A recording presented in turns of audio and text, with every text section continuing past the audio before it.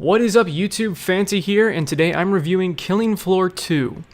Now you may be wondering why I'm reviewing a game that has technically been out since April of 2016, but the game officially launched in November of 2016, so I wanted to wait until the game actually launched before forming an opinion. If you are unfamiliar with the Killing Floor series, think of it as an expanded Nazi zombies mode from Call of Duty, or a wave-based version of Left 4 Dead.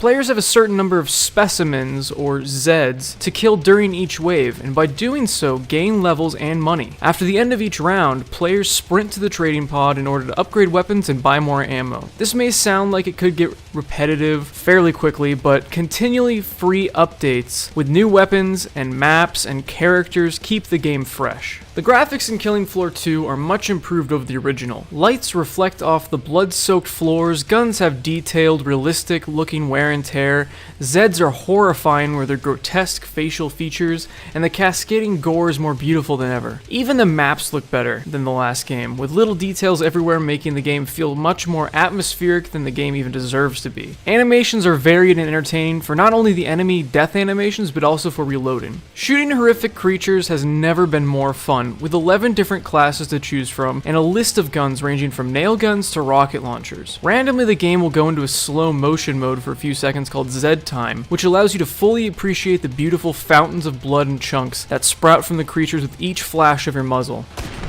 Boom! Oh my god.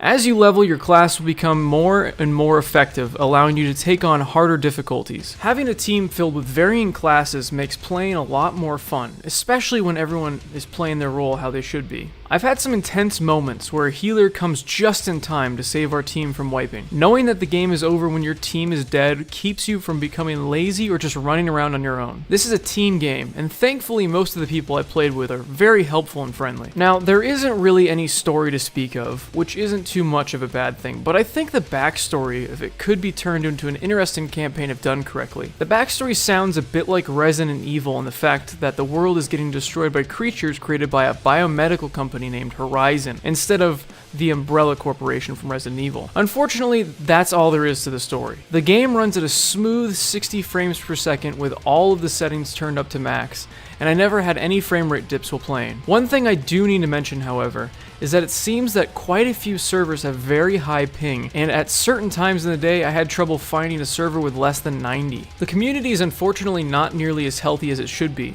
since the game launched just last year. By that I mean there are only around 5,000 players on during peak times. This makes me a bit worried about the game's longevity, but it could catch a second wind with Steam sales or random sales that the developer does themselves. In conclusion, I give Killing Floor 2 a solid 8 out of 10. Killing deformed Zeds never gets old, especially when playing with a group that knows what they're doing. I definitely recommend picking up this game, especially if you can get a friend to buy it with you. Thanks for watching, everybody. If you guys enjoyed the review, definitely leave a like down below, and let me know in the comments section if you're picking up Killing Floor 2 for either the PC or the console.